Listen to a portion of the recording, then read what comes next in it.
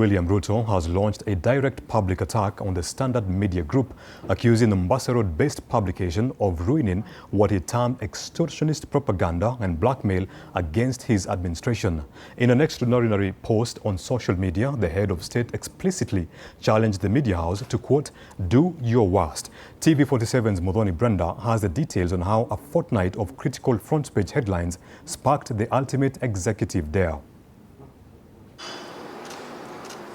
It turns out they are no longer just 7 days in a week. At least not according to the latest spar between State House and the media.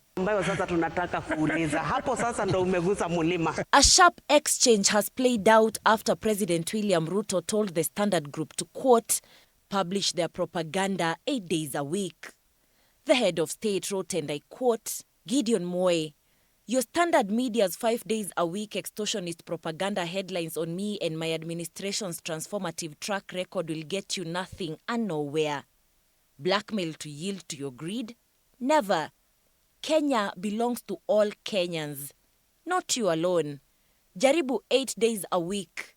Do your worst." The Standard Group has issued a sharp response to President William Ruto following those remarks. In a statement signed by Standard Group CEO Chacha Mwita, the company says it was compelled to respond after the president directly referenced the media organization in his post. The Standard Media Group maintains that it is not a propaganda outlet, insisting that its journalism is guided by facts, public interest, and professional ethics.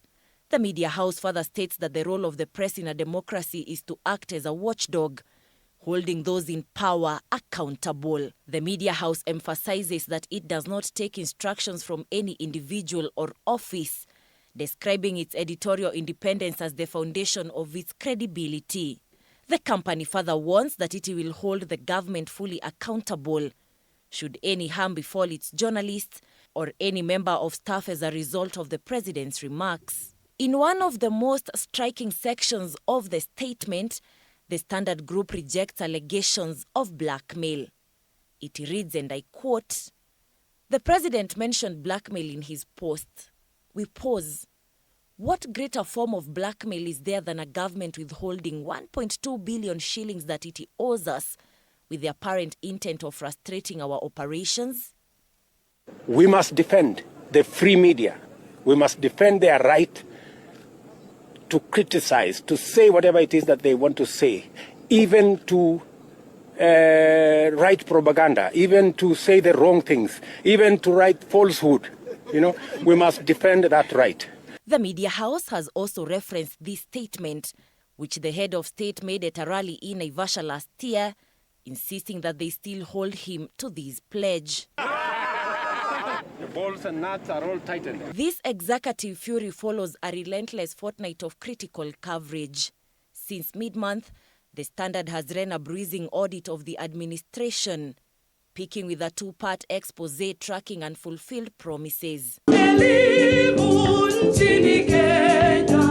But this is not the first time the head of state has clashed with the media house.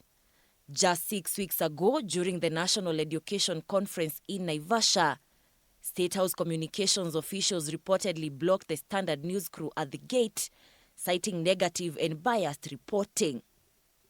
The Naivasha lockout triggered a furious response from the Kenya Editors Guild, led by its president Zubeida Kananu.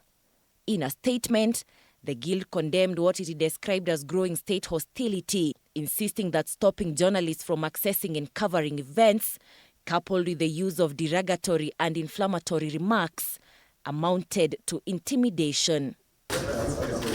This latest development comes despite what appeared to be a cordial relationship between President William Ruto and former Baringo Senator Gideon Moi. The two leaders have been seen together at several public engagements, with Gideon Moi even at one time hosting the president at his Kabarak home, fueling speculation of a warming political relationship. Thank you and God bless you. Asala, tuko pamoja. Muthoni Brenda, for TV 40.